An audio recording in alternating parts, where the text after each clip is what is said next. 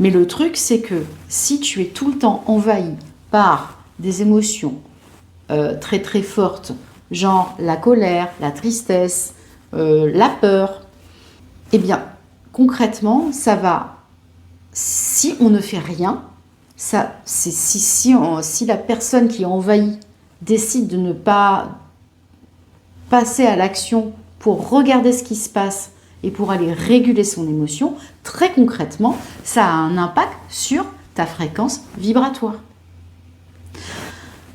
Et on n'a pas toujours conscience de ça.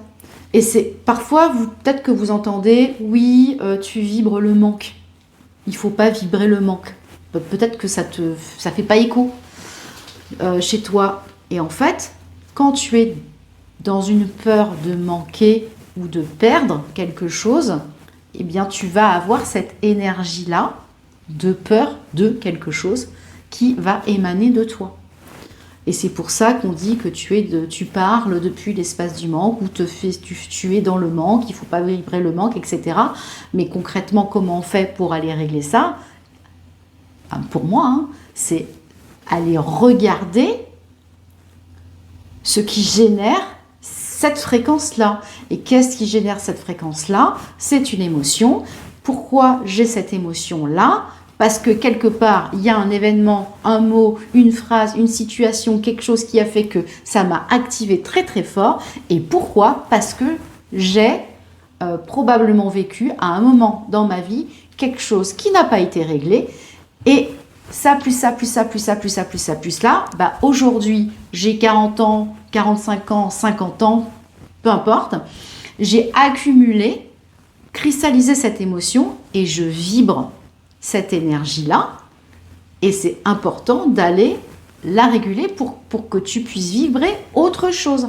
Donc en fait, on parle souvent, tout ça pour dire qu'on parle souvent de l'émotion, mais on ne parle pas non plus de l'impact énergétique de l'émotion qui est lié à un événement, une blessure, peu importe, à un événement qui n'a pas été régulé, qui n'a pas été vu.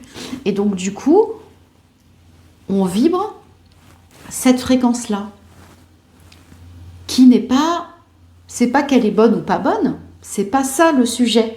Le sujet, c'est que ça peut être une fréquence énergétique qui va t'empêcher d'aller faire ce que tu souhaites.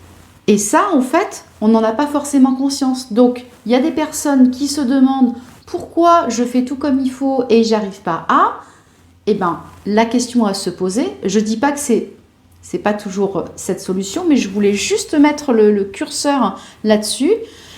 Est-ce qu'il n'y a pas un truc qui n'a pas été vu et qui fait que tu as beau faire tout ce que tu veux, tu es bloqué, ça ne marche pas, parce que ce que tu vibres n'est pas en accord avec ce que tu veux.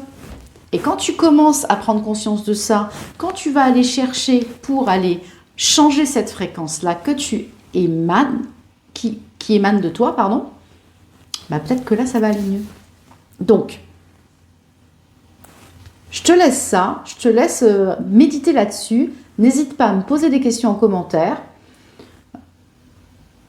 Et puis, ça va pouvoir aider à ce que je fasse soit un live beaucoup plus long pour expliquer tout ça, soit plusieurs vidéos. Mais il me semble que c'est un sujet important parce que souvent, c'est décorrélé. On parle d'énergie, on parle d'émotions, on parle de blessures. Mais en fait, c'est un tout. C'est ça qui est important de comprendre. C'est que c'est un tout.